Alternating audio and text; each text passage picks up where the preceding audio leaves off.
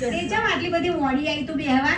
અલી મારે ઘેર બધા સારા હતા એટલે હું હાલ આવી. અલી મારે ઘેર હિસકારા તો ચાલે છે. માર તો પેલી વહુ નહીં, એ પેલી રસી અપાવો એની પાછળ પડી જઈશ. બોલ. ઓવા પેલી હેતલ ભણેલી લાવીશું તો રસીની પાછળ પડી જઈશ. બે દાડેથી હિચકારો ચાલસ કરતો. ચમ હેની રસી પણ આપણો છોકરો તો મોટો થઈ ગયો રસી વગર કશું નહીં થયું.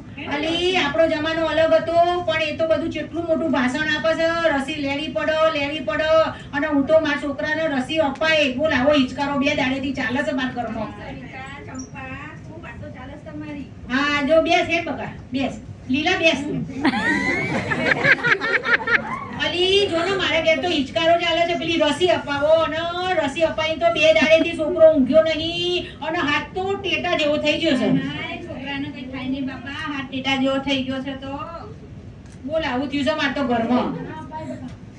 ના અપાય, હું ના પાડું છું, પણ પેલી બધી ભણેલીઓ રસી તો અપાવી જ પડે. રસી થી ઓમ ટાઈમ તેમ ટાઈમ મારી બેટીઓ માનતી જ નહીં ના બાપા. રસી ના અપાવ તો બાપા શું થઈ જાય છે રસીઓથી. તો મેં કીધું પણ શું થાય? ડાઘા પડી જશે ને તાવ આવશે છોકરાને, બિચારાનો પગ રહી જશે તો શું કરશું આપણે? એ વાત સાચી છે. જો આઈ આ હેતલ જો માર વહુ. જય શ્રી કૃષ્ણ. કેમ છો બધા? બહુ મજામાં. બહુ હારો નહીં. તમે કાલે જે બધું પાછળ કર્યું છે તે. કેમ કેવી વાત ચાલે છે મમ્મી? રસીની તે નહીં બે દાડેથી અમારું ઊંઘવાનું બગાડ્યું. કેમ શું થઈ ગયું એમાં? એમાં શું થઈ ગયું? પેલો છોકરો બે દાડેથી રોવા છે. તું રસી અપાઈને તો ખાડો પડી ગયો છે. પણ મમ્મી રસી અત્યારે અપાવવી પડે. રસી અત્યારે પહેલાના જમાનામાં એવું હતું કે પહેલા રસી નતા અપાવતા. અત્યારે રસી શોધાઈ છે. એના માટે રસી જ્યારે આપણે આપીએ ત્યારે રોગ પ્રતિકારક શક્તિથી આપણને રોગ થતા નથી. એટલા માટે રસી અપાવવી જ પડે અત્યારે. પણ હેતલ એનો હાથ તો જો છોકરાનો કેટલો ફૂટી ગયો છે. તાવ આવ્યો છે ને હાથ ખાલી 2 કે 3 આવી દિવસ રસી થોડી હોય. હાથ ખાલી 2 કે 3 દિવસ રહેશે પણ એની આખી જિંદગી તો એને કઈ રોગ નહીં થાય ને. પેલા પોલિયો ને બધું કેટલું થતું હતું. અત્યારે પોલિયો નાબૂદ થઈ ગયો છે. કોઈને પણ આપણે પોલિયો થતો નથી. ઓરી અછબડાથી પણ પહેલાના જમાનામાં બધા બહુ જ મરી જતા હતા, મૃત્યુ પામતા હતા. હવે ઓરી અછબડા બહુ જ નાબૂદ ઓછા થઈ ગયા છે. ટીબી જેવા રોગોથી પણ આપણે દેશ નાબૂદ કરવાની અત્યારે મિશનમાં છે. એટલા માટે એ રસી નાનપણથી જ બાળકને અપાવવી પડે. બાળક નાનું હોય એટલા માટે એને મોટું થાય ત્યાં સુધી એનો જે વિકાસ ને ડેવલપમેન્ટ થાય છે હાડકામાં એમાં, એના લીધે નાનપણથી જ રસી અપાવે કે બાળક જ્યારે મોટું થાય ત્યાં સુધી એને કોઈ રોગ ના થાય. એ વાત તારી સાચી, પણ તને રસી વિશે બહુ વધારે ખબર છે. જેને વધારે ખબર હોય એને બોલાવી લાય તો અમે સાચું બોલીએ. મારી પેલી બેનપણી નથી આરોગ્ય કેન્દ્રમાં ગામના પાદરે પેલું આરોગ્યનું દવાખાનું છે એમાં નોકરી કરે છે ને આશા વર્કર કાજલ. આ પેલું લઈને ફરો છો, પેલું લખી લાવે છે. પોલિયો અને પેલા મોદીજી નહીં, પેલા મોદીજીની એડવર્ટાઇઝ હતી બે ટીપા જિંદગી.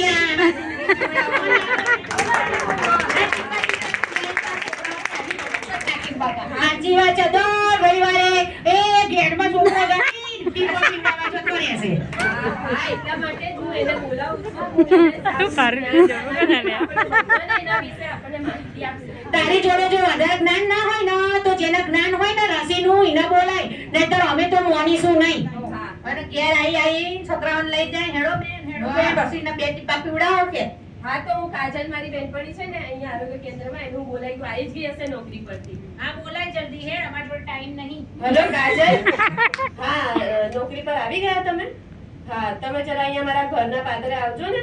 ગામના પાદરે ઘર અમારે છે ને ત્યાં. હા થોડું જ્ઞાન જોઈતું હતું. હા આવે છે. આપણે એના વિશે રસી વિશે બધી જાણકારી આપશે. આવો બુનાઓ. કેમ છો વાસી? બધા મજામાં છો? મજામાં છે. શું થયું? શેની ચર્ચા ચાલે છે? અલી બુના મારી બહુ રસી પાછળ પડી છે, બરાબર?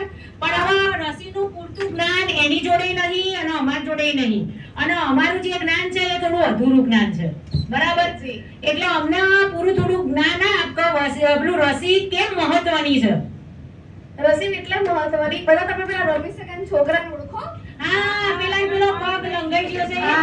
કેમ થયું એને એવું? એ તો મને લાગે છે કદાચ એની માં છે કશું ખવડાવતી નથી.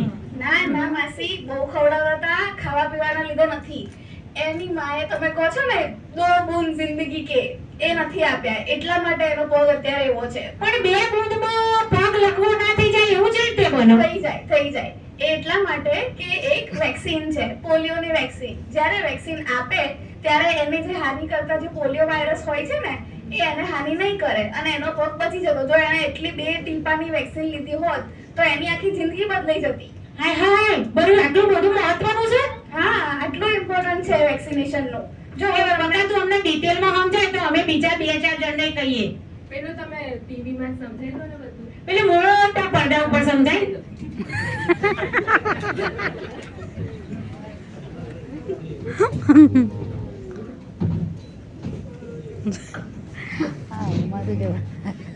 નિમિષાબેન